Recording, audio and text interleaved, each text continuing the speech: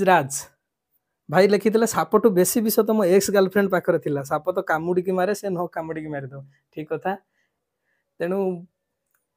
ex girlfriend कथा तो जीवानी आम कहवानी एठी किंतु प्रेम जो गोटे जिनस लव जो गोटे जिनस ताकू एते इंपोर्टेंस दवा कथा नुह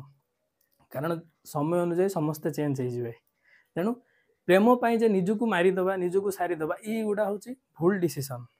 जीवन अच्छी माने प्रेम तो रहिबो प्रेमर को भी फॉर्म रे हे तो जन्म बेले मार प्रेम दरकार टिके बड़ हेले परिवार प्रेम दरकार आउ टिके बड़ हेले गर्लफ्रेंड आसो आउ टिके बड़ हेले स्त्री आसो लास्ट बेल को पुओ पुओ आसी प्रेमर बहुत फॉर्म्स अच्छी केवल गोटे फॉर्म नुहे कि गर्लफ्रेंड आउ मरी जाटा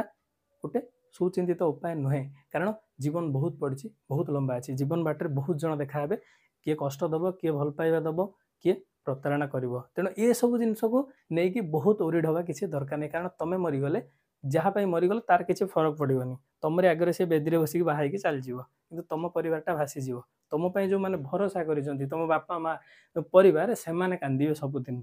तेणु तुम किसी भी हो तुम किडनी भी दरकार पड़े बापा माँ देवे कौ झील तुम पिठे पड़ोनी कि कौ पुओ तुम पिठे पड़ोनी ए सब बेकार जिनस आ गोटे पुरुषर मन हृदय को कहीं चिन्हती तुम जिते दुखरे रुह जिते कष्ट रुह ए समाज में तुम उपर जिते दुख आसू